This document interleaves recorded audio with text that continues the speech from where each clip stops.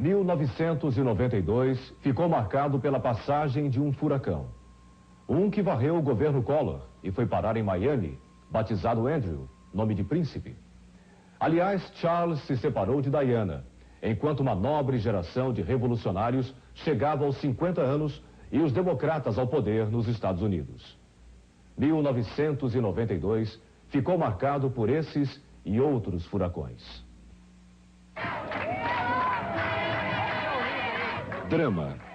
Porque o primeiro governo nacional eleito pelo povo depois de quase 30 anos de imposições não podia dar no que deu. Glória. Porque o processo de afastamento do presidente Collor, guiado pela firmeza das instituições envolvidas e pela volta desse mesmo povo às ruas, mostrou o amadurecimento democrático do país. Caramba, estamba la cosa, vivan los especialistas. A história começou como jogo de quadrilha. Pedro brigou com Paulo César, que brigou com Renan, que brigou com Fernando, que brigou com Luiz Otávio, e se começou a falar em Itamar, que não brigou com ninguém. No dia 17 de maio, o presidente Fernando Collor arma o afastamento do irmão Pedro da direção das organizações Arnon de Melo. Motivo: a divulgação por parte de Pedro Collor de um dossiê contra o empresário Paulo César Farias, tesoureiro da campanha de Fernando à presidência.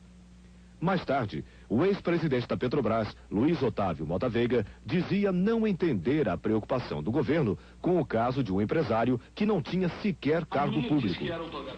O que o governo teria a ver com a história toda? As contas de PC começam a ser investigadas. Descobre-se que a fortuna do empresário alagoano foi conseguida principalmente em 89 e 90, durante a campanha e o primeiro ano de governo Collor. 21 de maio. Pedro se submete a exame de sanidade mental e Dona Leda Collor assume os negócios da família. 26 de maio.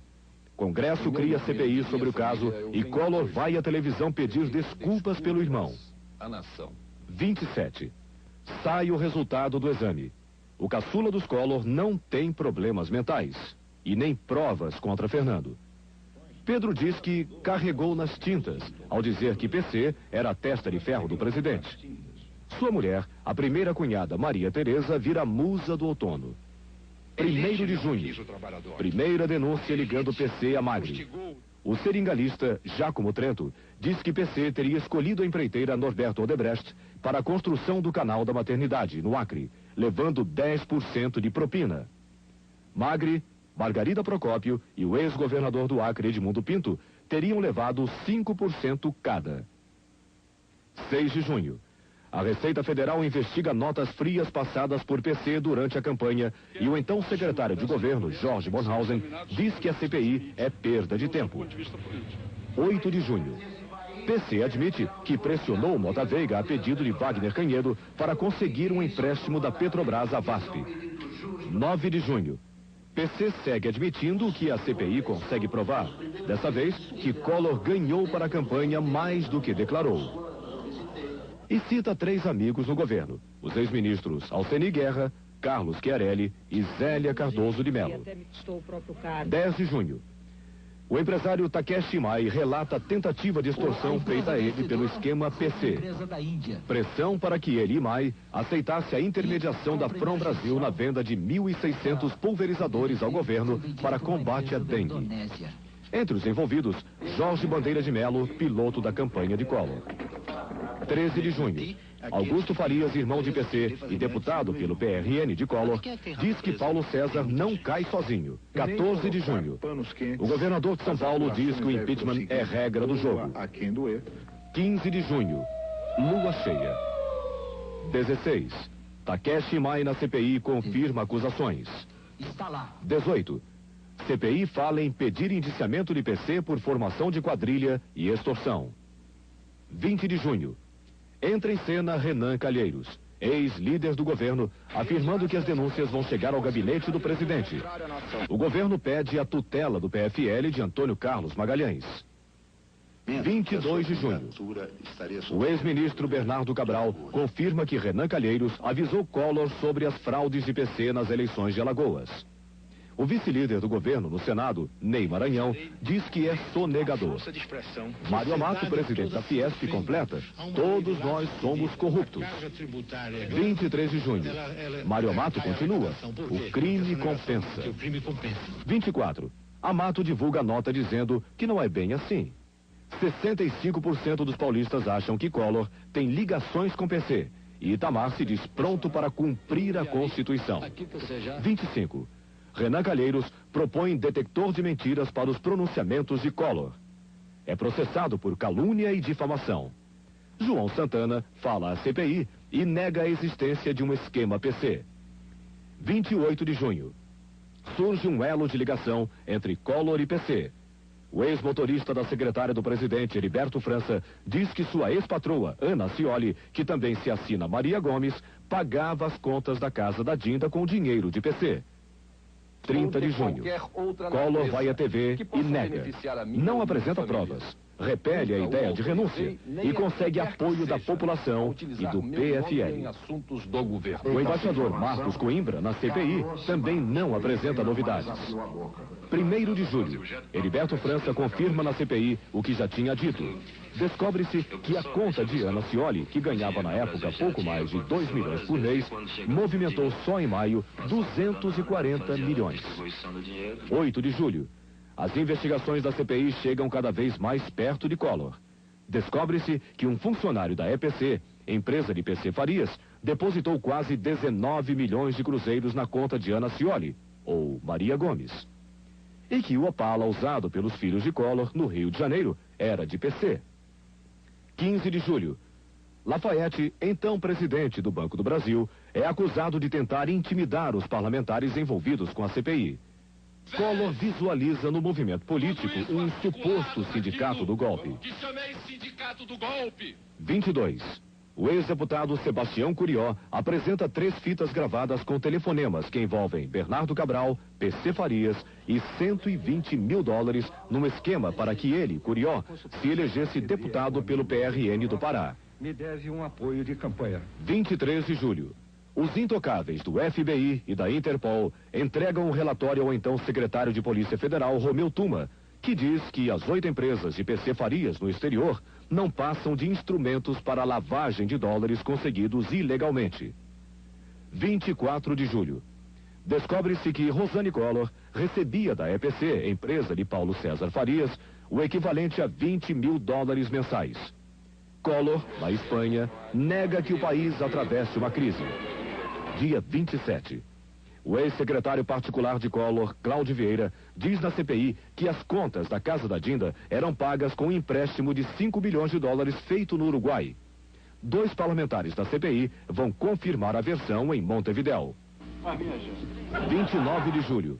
Sandra Oliveira, secretária do advogado de Cláudio Vieira, denuncia ao senador Eduardo Suplicy que o tal empréstimo de $5 milhões feito no Uruguai teria sido forjado 2 semanas antes na ASD, Empreendimentos, de Alcides Diniz, onde ela, Sandra, trabalhava. 11 de agosto.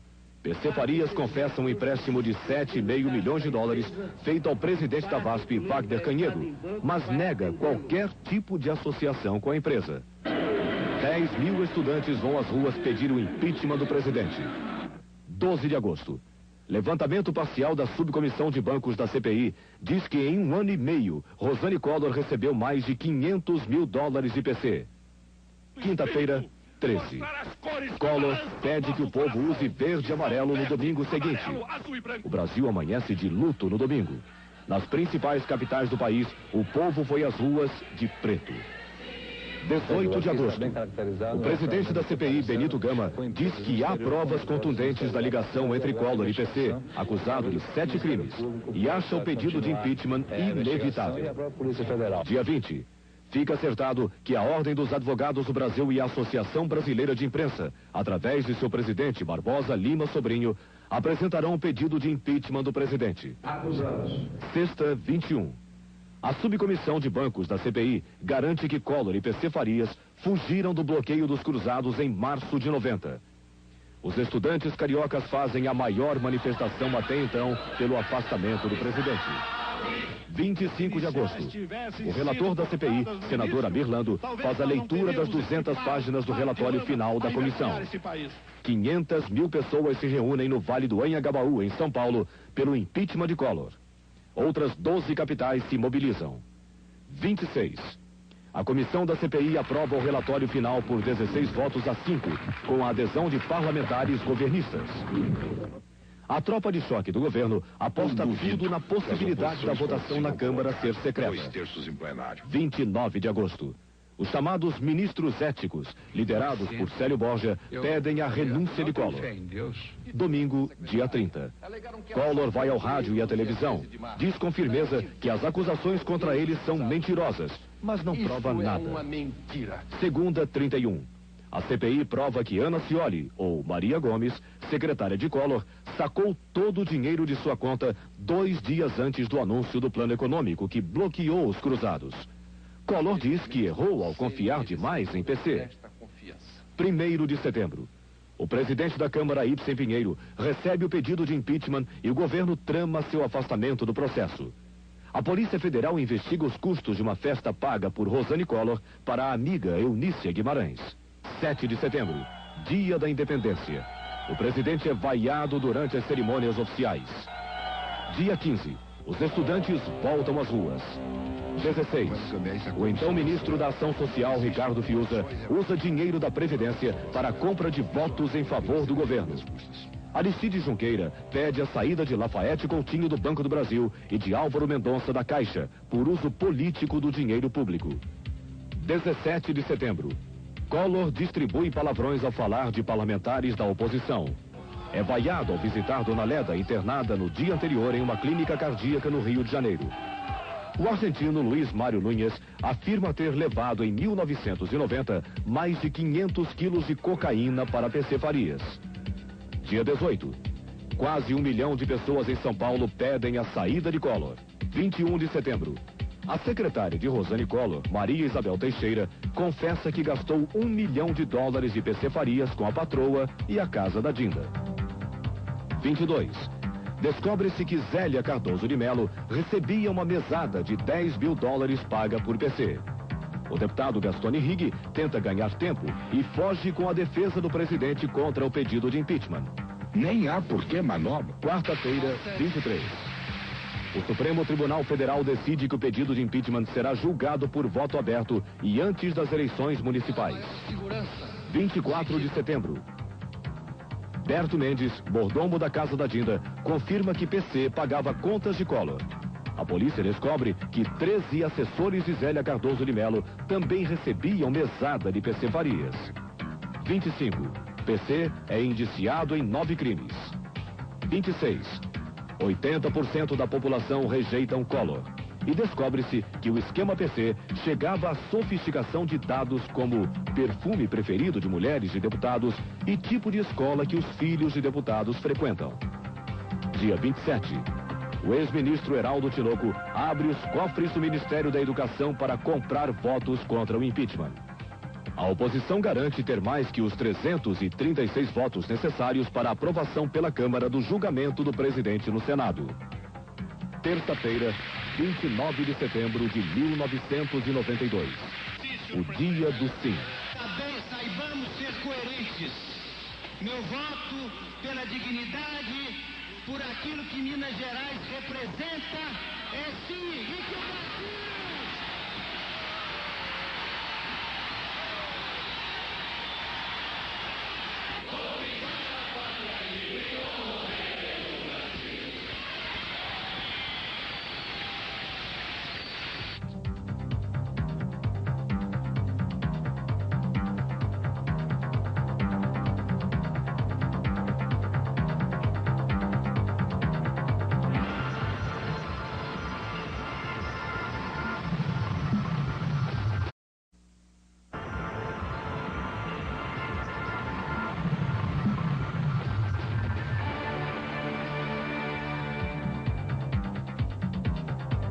O presidente George Bush passa mal e desmaia em jantar na residência oficial do primeiro-ministro japonês. Nascem em São Paulo trigêmeos de fecundação em proveta. Mais de 1000 pessoas destroem uma praça no Rio à procura de topázios. As pedras não tinham valor comercial.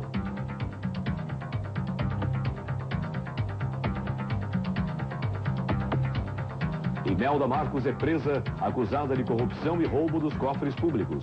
Foi libertada após pagar fiança. Técnicos implodem prédio da administração da cidade de Santana, em São Paulo.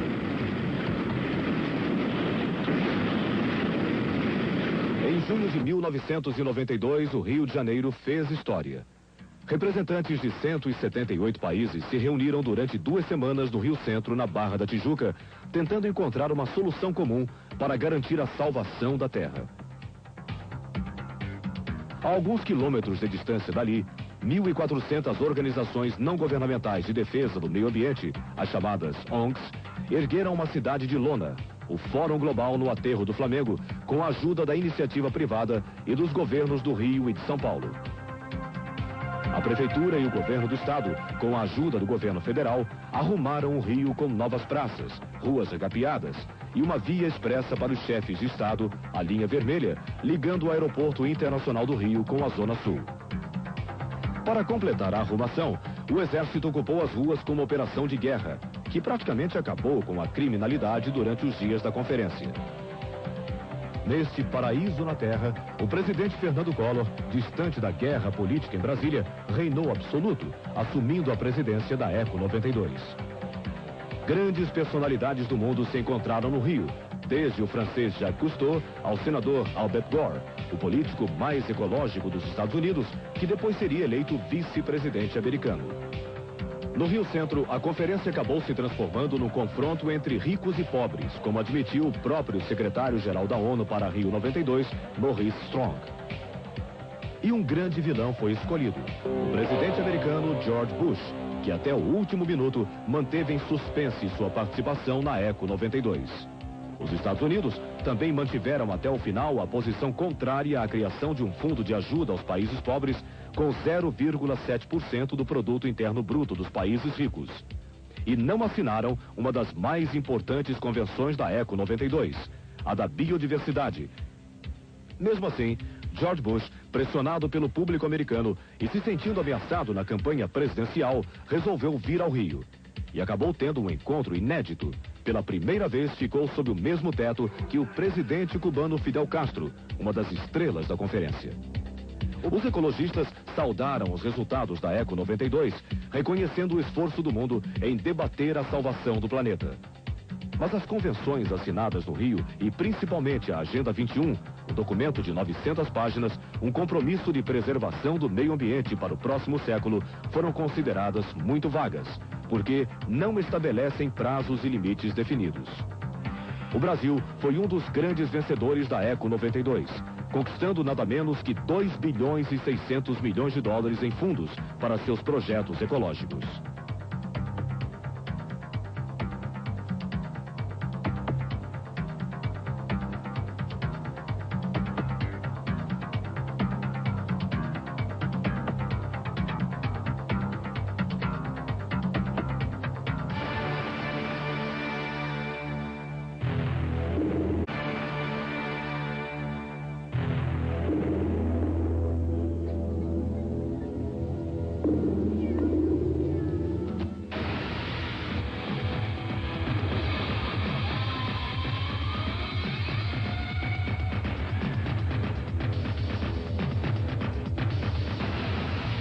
Furacão Andrew, o primeiro da temporada de 92 no Atlântico.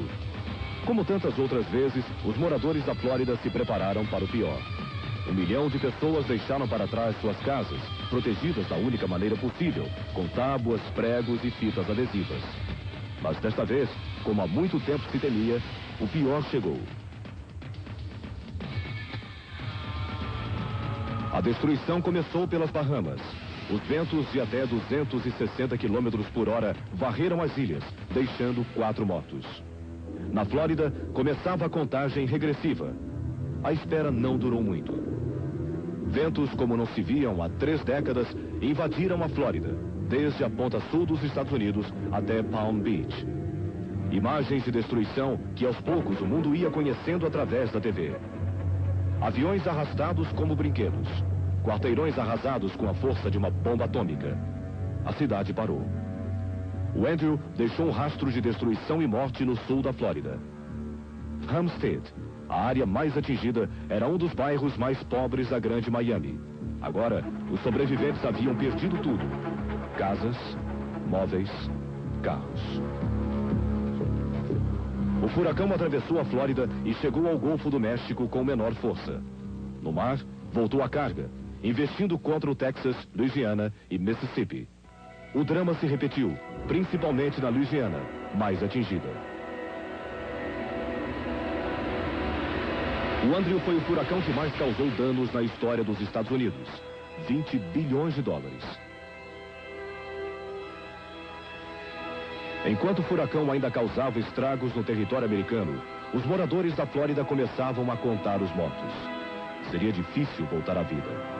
Em Miami, faltava água e eletricidade. Os abrigos não tinham comida e roupas para todos. O presidente Bush esperou um pedido formal do governador democrata para entrar em ação. As tropas americanas, tão rápidas na resposta a crises internacionais, levaram mais de uma semana para chegar à Flórida, com suprimentos e acampamentos de emergência tão necessários. Um erro que custou preciosos pontos políticos ao presidente americano. Aqui no Brasil, a ansiedade maior era com os turistas que visitavam a Flórida. Assim, uma coisa horrorosa. Passou fome, sem água, foi horrível mesmo. O homem que provocou o maior furacão político do Brasil, Pedro Collor, teve realmente um ano de tempestades. E estava em Miami com a mulher Teresa, quando o Andrew chegou. Nos dias que se seguiram, o desespero tomou conta da população. Era difícil conter as brigas na fila por comida e gelo.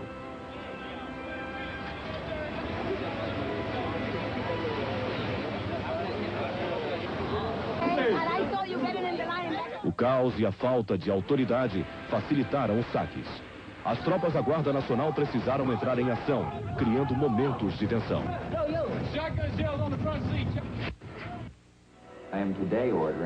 Depois da demora inicial, a Casa Branca anunciou um plano de ajuda de emergência para a reconstrução das áreas mais atingidas da Flórida e da Louisiana. Muita gente que ficou sem casa e sem trabalho foi empregada na reconstrução. Mas as marcas da passagem do Andrew, que deixou centenas de mortos e feridos nos Estados Unidos, vão ficar por muito tempo na memória do mundo inteiro.